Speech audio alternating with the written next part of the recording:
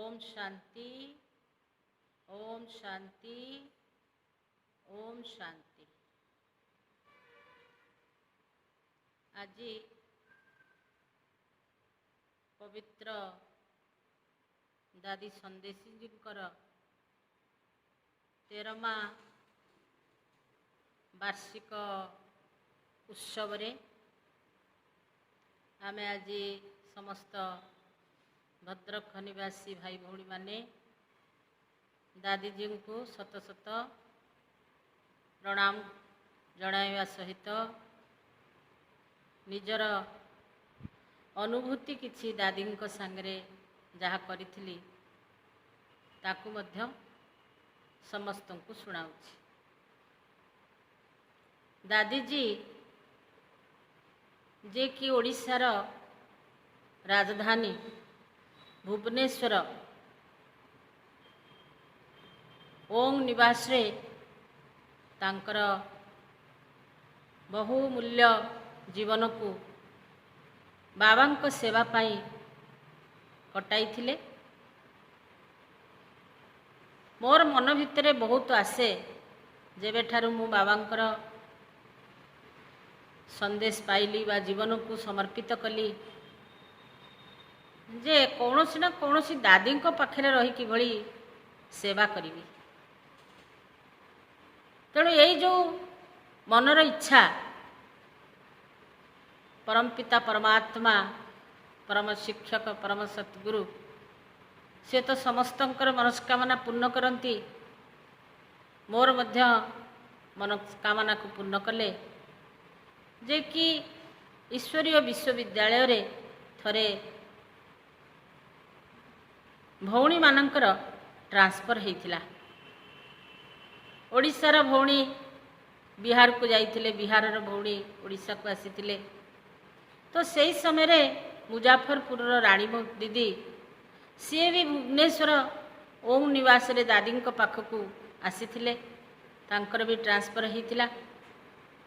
मोर भी सही भली ट्रांसफर होइथिला भुवनेश्वर ओम निवास। कारण मु जेतु सरकार चाकरी करुथिली तेणु मते आ दूर को न पठाई से भुवनेश्वर को दादी जी पाखक पठाई।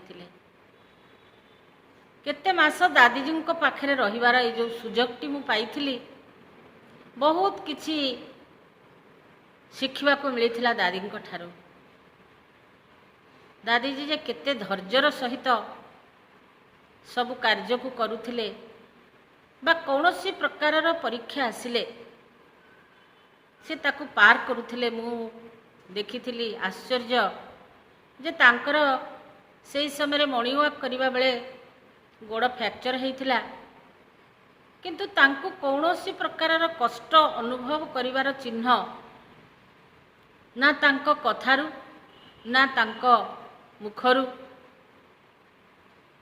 केही सुनिबा को पाई नथिले कि मुहर चेहरा रे मध्य देखिबा को पाई नथिले। दादी सबु बेले कहउथांती जहा परमात्मांकर निर्देश सेया होछि। तेणु जेतेबेले भी कौनसी सेवा थिबो मु नुआ नुआ जाई थाए मते दादी पठेइले गोटे जगार भट्टी होउथाए। तो से भट्टी पाई दादी कहले से भद्रक वाली मंजू को पठाओ। तेणु तांकर गोटे विश्वास एभली आसिला जेतेबेले खाइबे से डाकिबे आ जो रूम रे सोइबे कहे से रूम रे भी तार बेड पकाओ। आमर गीता दीदी जे कि दादी जी ब्राह्मणी हिसाब रे सेवा तो करुथिले, किंतु ता सहित ये आत्मार जो अभिनय करिबा पाई पाठ करिबा पाई ये जो सुजोग मिलिथिला तो से सुजोग रे बहुत खुशी बहुत आनंद। कारण दादी जी सानिध्य माने बाबांकर सानिध्य। जदियो आमे ब्रह्मा बाबा को ये चमचक्षुरे देखिनु तृतीय नेत्र द्वारा अनुभव करूँ, किंतु दादी को देखिला परे लागिला जे ब्रह्मा बाबांकर पालना मते मिलुछि। ତେଣୁ ବ୍ରହ୍ମା ବାବା ଯେଉଁଭଳି ପିଲାମାନଙ୍କର ପ୍ରତ୍ୟେକ କର୍ମକୁ କୁହନ୍ତୁ ବା ଚାଲିଚଳଣକୁ କୁହନ୍ତୁ ତା ଉପରେ ଧ୍ୟାନ ଦେଉଥିଲେ। ଯଦି କୌଣସି ପିଲାମାନେ ବା ଭାଇ ଭଉଣୀମାନେ କିଛି ଭୁଲ ଭାଲ କରିଦେଉଥିଲେ ସେ ଏଭଳି ସୁନ୍ଦର ଭାବରେ ବୁଝେଇ ଦେଉଥିଲେ ଯାହାକି ଆଉ ଦ୍ୱିତୀୟ ଥର ତାକୁ କରିବା ପାଇଁ ଇଚ୍ଛା କେବେ ହୁଏନି। କାରଣ ଆମେ ଜାଣିଛେ ମମ୍ମା ଜୀବନରେ ଯଦି କୌଣସି ଭୁଲ ଥରେ ମାତ୍ର କରନ୍ତି ଦ୍ୱିତୀୟ ଥର କେବେ ତାଙ୍କ ଜୀବନରେ ଆସିନି ଯେ ବାବାଙ୍କର ଆମେ ସେବା ନେବାନି। କାରଣ ବାବା ମୁରଲି ଆଧାରରେ ସବୁକିଛି ଆମକୁ ବୁଝେଇ ଦେଉଛନ୍ତି। ତେଣୁ ଦାଦୀଙ୍କର ରିଲେସନ୍ ଲୌକିକ ରିଲେସନ୍ ମଧ୍ୟ ମମାଙ୍କ ସହିତ ରହିଛି। ତ ସେଇଭଳି ଲାଗେ ଯେ କି ବାବା ଏବଂ ମମ୍ମାଙ୍କର ପାଳନା ସେ ମୋତେ ଦେଉଛନ୍ତି, ମୁଁ ସେଇ ଅନୁଭବ କରୁଛି। ଯେତେବେଳେ ଟ୍ରାଫିକ୍ କଣ୍ଟ୍ରୋଲ ବାଜିବ ଦାଦି କହିବେ ହଁ ସେ ବାଜା ବଜାଅ, ଏତେ ସୁନ୍ଦର ଭାବରେ କହିବେ।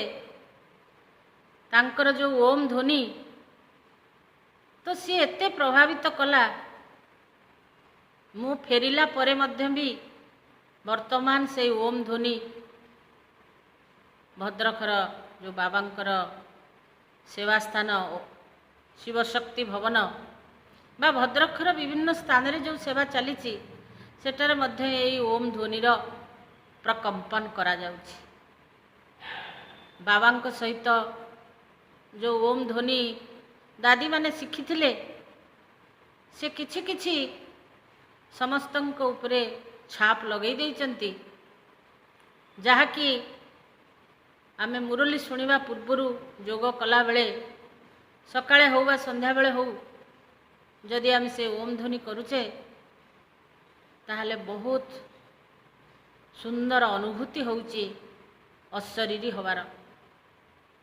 କାରଣ ଦାଦୀମାନେ ଏଇ ଅଶରୀରୀ ହେବାର ଯେଉଁ ଅଭ୍ୟାସ ବାବାଙ୍କ ସହିତ ରହି କରିଥିଲେ ତାକୁ ଆମେ ଅନୁଭବ କରିପାରୁଥାଉ। ମୁଁ ନିଜେ ଅନୁଭବ କରୁଥିଲି ଯେ ଏ କେତେ ସୁନ୍ଦର ଓମ୍ ଧ୍ୱନି। ସେଇ ଓମ୍ ଧ୍ୱନିରୁ ହିଁ ଭୁବନେଶ୍ୱରର ଘରଟିର ନାଁ ରହିଲା ଓମ୍ ନିବାସ। ଖାଇଲା ବେଳେ ହେଉ ବା ଯେକୌଣସି ସେବା କ୍ଷେତ୍ରରେ ହେଉ, ଯେହେତୁ ରାଣୀ ଦିଦି ସାଥିରେ ଥିଲେ ତ ଯେଉଁ ପ୍ରୋଗ୍ରାମରେ ହେଉନା କାହିଁକି ରାଣୀ ଦିଦି ଯଦି କୁଆଡ଼େ ଯିବେ ତାହେଲେ ଦାଦି କହୁଥିଲେ ଯେ ମଞ୍ଜୁ ବି ଯାଉ। ସେ ସୁଯୋଗ ମଧ୍ୟ ମିଳିଥିଲା ସେହି ସମୟରେ। ତେଣୁ 13 ବର୍ଷ ଆ ଭିତରେ କଟିଗଲାଣି। ଯେତେବେଳେ ଦାଦି କଟକ ଆସୁଥିଲେ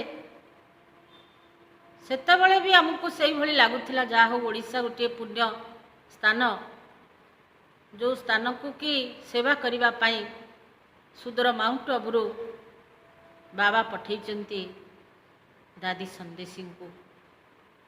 କାରଣ ଦାଦିଜୀ ସନ୍ଦେଶ ଆଣୁଥିଲେ ବାବାଙ୍କ ଠାରୁ, ସେଥିପାଇଁ ଦାଦିଜୀଙ୍କର ନାଁ ରଖାଯାଇଥିଲା ସନ୍ଦେଶୀ ଦାଦି।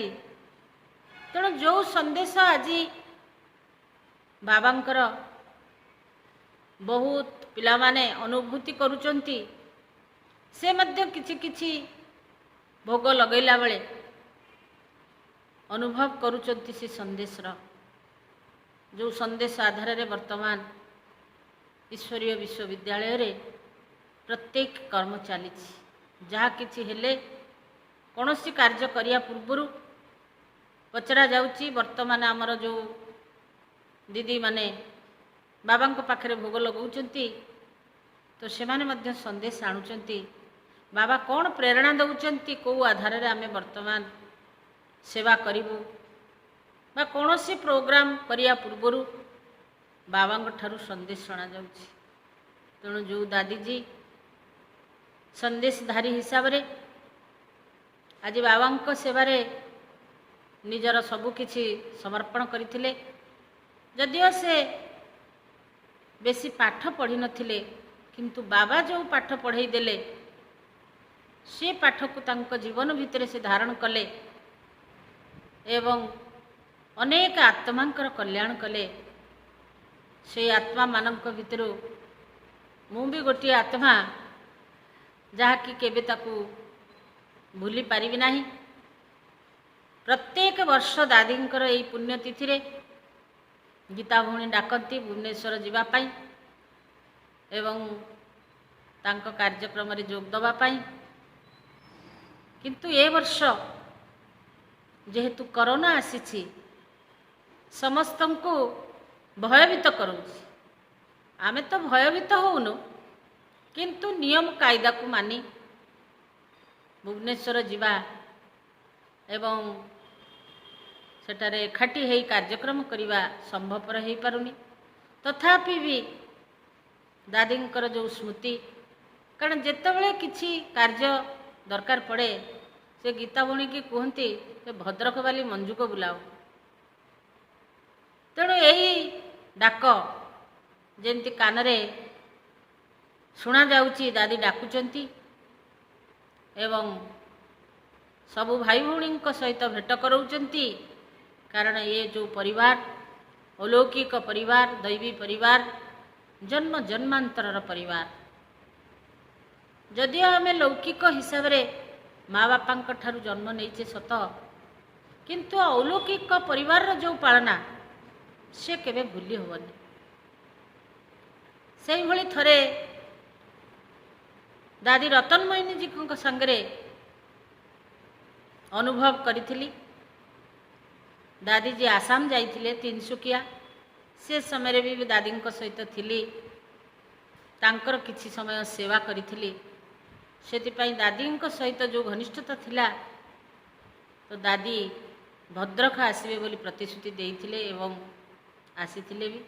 तेणु दादी मानकर पालना दादी मानकर त्याग तपस्या ये प्रत्येक ब्राह्मण मानक पाई बा अन्य कौनसी जाति धर्म वर्ण निर्विशेष समस्तंक पाई बहुत किछि प्रेरणादायक।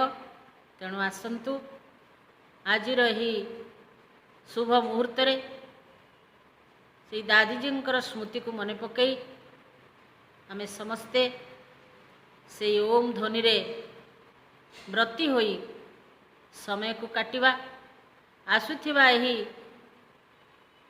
विकराल रूप कोरोनार रूप निश्चित भाव में दूरे जीव एवं आमे समस्ते जड़े जड़े विजयी आत्मा होई समस्तंकर कर्म श्रेष्ठ होई आज ये संसार को एभली प्रकार गढ़िबा जहाँकि समस्तंक मन भितर रहुची जे यही भारत दिने सुनार भारत थिला एवं सुनार भारत पुणी हब।